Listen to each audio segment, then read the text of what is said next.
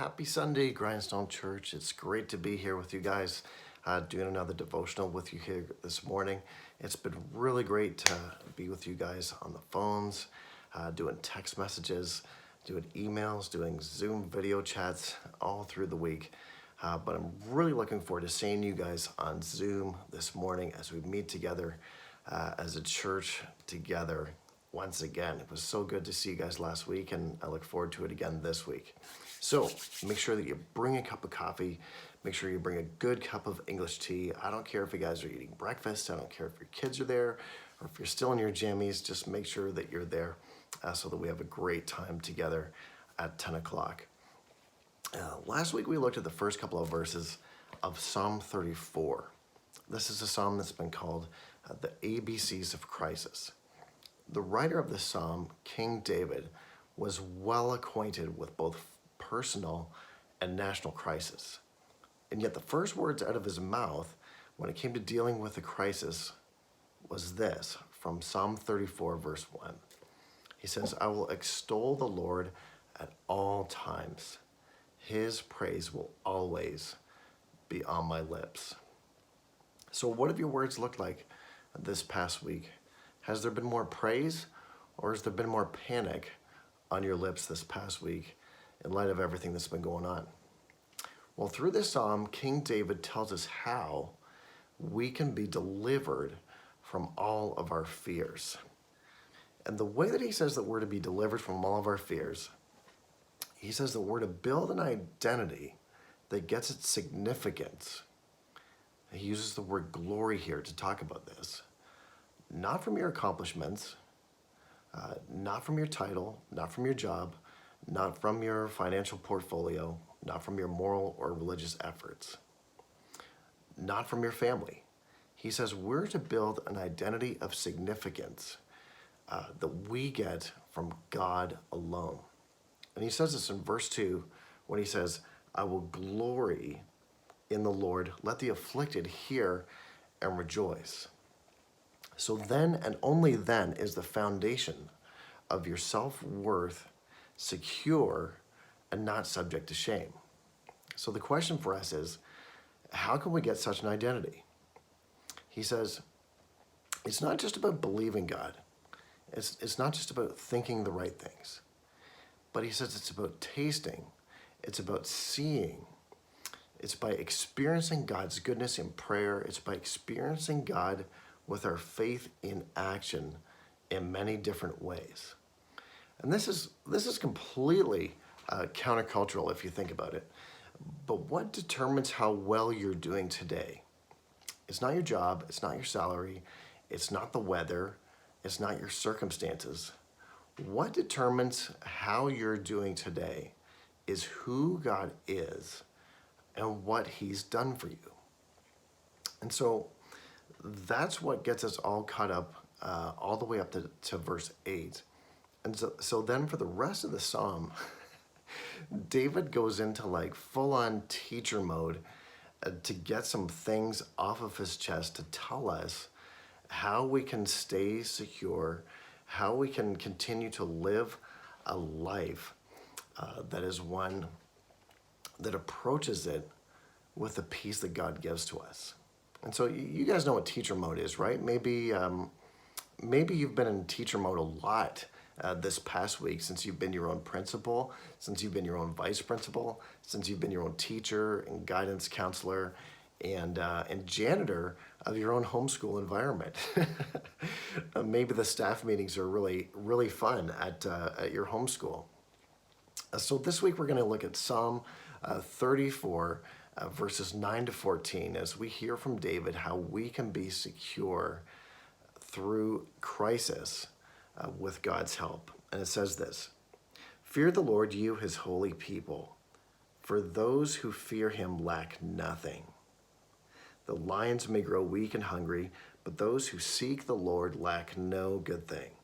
Come, my children, listen to me. I will teach you the fear of the Lord. Whoever of you loves life and desires to see many good days, keep your tongue from evil and your lips from telling lies. Turn from evil and do good. Seek peace and pursue it." David says, listen, if you want to succeed through crisis, you need to put your fear in the right place. You know, the Bible talks a lot about the fear of the Lord. A lot of you know the verse from Proverbs, the fear of the Lord is the beginning of wisdom. All through Proverbs, it tells us that the fear of the Lord is this good thing. The fear of the Lord is this wonderful thing. It's this attractive thing that we should be drawn to. And it's described as the great treasure of life. And throughout the book, it tells us in a few ways that those who fear the Lord will have a lot of things that will happen in their lives. They will fear nothing else in our lifetime. They will add length to the amount of years in their life. The fear of the Lord will be a security to them, not just to them, but to their children too. The fear of the Lord is a fountain of life. The fear of the Lord brings honor to those who do it. Fearing the Lord has all of these benefits for those who do it. And it's kind of one of those things where people kind of make assumptions about it on the surface, but it's actually something completely different once you get inside of it. So what does fear of the Lord actually look like? Because it's been portrayed a certain way in movies, but what does fearing God look like according to the definition that the Bible gives us? Well, in Psalm 8:13, it says, the fear of the Lord is to hate evil. It looks like trusting God. It looks like revering God and obeying him. That's what fearing the Lord looks like. Ed Welch is a Christian author, and he says this about fearing the Lord. He said, can you see that the fear of the Lord is a good thing? He said, just imagine what it would be truly like to hate sin, first our own, then the sins of others. What would happen to fights and marriages? They would be almost impossible. Spouses would be too busy listening to each other and asking for forgiveness for their own selfishness. What about cliques at school? They would be telling good stories about each other instead of gossiping about each other. He said, what if someone hurts us or does something wrong to us? He said, we would no longer have to murder the person in our heart. Instead, we could cover the sin in humility and love, or we could confront the other sin with the same spirit. When we fear people instead of fearing God, we fear them because they can expose us. We fear people because they can humiliate us. They can reject us. They can despise us. They can attack us. They can threaten us. If we see people as big, what happens to us at the end of the day is that ultimately that fear of them controls our lives, and it robs us of peace in this life. But what David's trying to say is that he's saying, but if we fear God, if we hold him in awe, and if we obey him, David tells us that we will lack nothing, that we will lack no good thing. And so what he's trying to get at with all of this is he's saying is that the foundation of our self-worth is secure if we have the outlook of the fear of God in our life. And if we have the fear of the Lord in its proper place in our life, it will help us to face whatever, anything life happens to throw at us. You know, I was speaking to somebody from our church a few weeks ago, and it was just another great visit with somebody from our church. And one of the things that they were telling me was they were talking about this impending surgery that they had. And they said, you know, I have this surgery coming up, and really I should be terrified of everything that's coming ahead. I should be completely scared out of my mind about everything that's coming ahead with this thing. But she said to me, you know, with this operation that's coming up, what's weird is that I'm not afraid at all about what's coming ahead and about what's happening. Because she said, if I live, God is with me. If I die, God is with me. And if God is with me, and I believe that he is, then I can face anything. And when she told me this, I was like, wow, you are a rock star. You are amazing. It's not just that you're optimistic.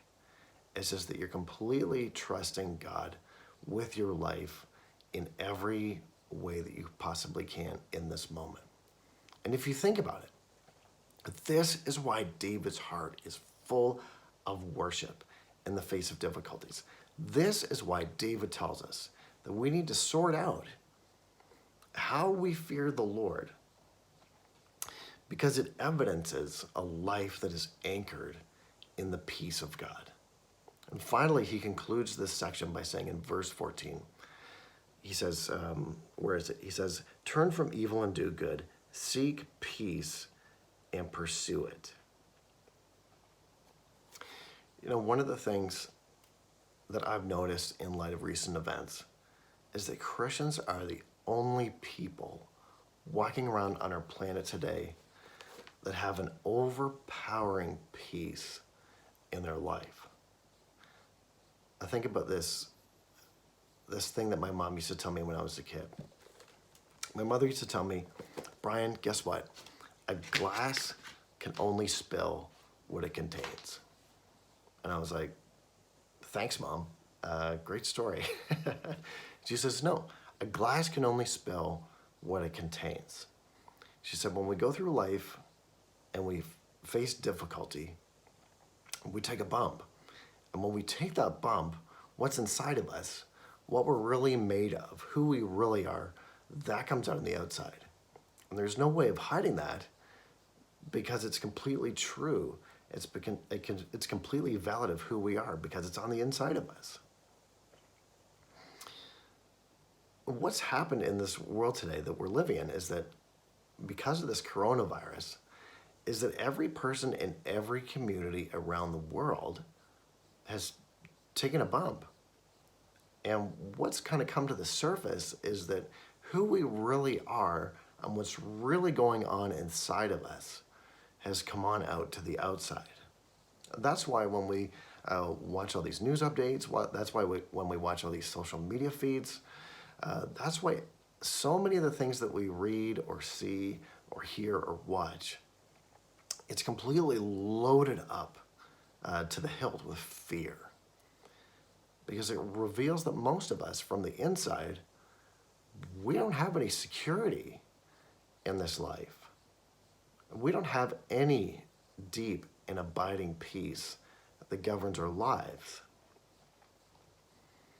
I'm sure we're all confident when everything's in its right place. We're all confident when we've got a good job. We're all confident when the economy's good. But when you take away our perceived stability, we're incredibly vulnerable because we're confronted with this fact that we have no real peace in our life. You know, we as Christians this morning, we can worship today because our lives are in God's hands. We can have peace today because we fear God and we do what he says. And now that we've made adjustments in our life, for the most part, and that we've gotten a bit of a sense of what the new normal in our life is like, I believe that now at this moment in time, we must consider the ultimate lack of peace in the life of our neighbor. Now is not the time to be shy with the peace that is in you, with the hope that you have in you, that God has placed there. And I want to challenge you to some things to do this week, to your neighbors, to your family members, to the people who are around you who are afraid. Because at this moment, they can see that you're not handling this in the same way that they are.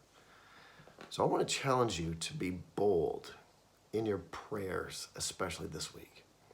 You know, there's a lot of people walking around and they're telling their story. They're talking about some things that are going on in their life that are really difficult, that are really painful, that are really tough. They're really big adjustments. And I want to challenge you to be bold with your prayers and say, you know what, that sounds terrible, or that sounds really tough, or that sounds really hard. Do you mind if I pray for you about that? Do you mind if I pray for you actually right now about that? I know for a lot of us, sometimes we're a bit shy with that, and we're good Canadians with that. But I want to challenge you this week to be bold in the way that you pray publicly, either offering that for people or doing that for people in that moment at that time. Because that is actually a wonderful opportunity for God to use that as an appointment for Him to work in that person's life. The other thing I want to challenge you to do is to be creative in action towards other people. Not only are people telling their stories, people are often coming to each other, to their neighbors, or to their families. They're talking about different needs that they have. So be creative. If you're somebody who can step up and help with somebody's need, then go ahead and do that. But if you're not, or you're not able to, or maybe this is something that you see as a situation where you need to take some distance to this, that's okay. But then tap into the church family network that we have and see if there's somebody who can help or who can add to this situation so that somebody else can step up into this. This is what we're here for, guys. Our moment is here. Our moment is coming. God has placed us in this generation for a reason, in a good way, not as something to like guilt trip you guys with. But guys, we are here at this time. Have you ever thought about it? We are here in this time for a reason. And if there's a door for us to walk through, if there's a window for us to jump through, an opportunity for us to take, then we should do it. And if it's not something that we might be able to address, then check back with the church family that you have, and maybe, if we're creative, we can come up with a solution together.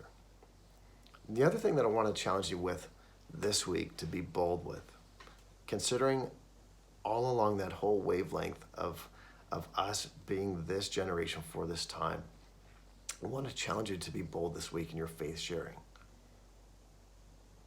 You know, for some of us, we don't know a good context in which we can share a faith story, or we're not really sure how we can give our testimony somewhere. But there's a real opportunity to share faith with others, reflecting on what's going on in front of us. Like, this is what's giving us hope right now, even though our family security isn't what it normally is. Or this is what's given us security when our spouse lost their job. Or this is what's been going on and given us hope and help, even though we're going through this really difficult time right now. Guys, what we can do is, in light of all this stuff that's going on when we're talking to other people, is that we can hold out Jesus to people. Jesus, who went by the name of Prince of Peace as the solution for all kinds of people in all kinds of different situations. You know, I heard the story of a kid recently, and one of the things that he was doing was he was hard up for money. So he was begging for money out on the street. And he's out on the street, he's begging, and he has this sign up. And on this sign he says, if you give you money, you can say anything that you want to me. You can be as abusive as you want to me. If you have something that you've always wanted to say to somebody where you're screaming at them, or if you're yelling at them, or if you're saying words of hatred to somebody, just bring it on. Just give me some money and I'll be fine with it. But if you could just do that, this is our arrangement. That was his way of gaining attention. And so this guy walked up to him and he said, how's your day going? And he said, you know what? People have been yelling all kinds of stuff at me, all kinds of hurtful stuff at me, but it's got me a little bit of money, so I think I got enough here for dinner. And after the guy paused for a second, he said, here's some money, so I can say whatever I want to you. And he said, that's right. He said, okay, here's something that I've been meaning to get off my chest for a while. He said, I want you to know that you are precious to me. And the reason that you are precious to me is because you are precious to God.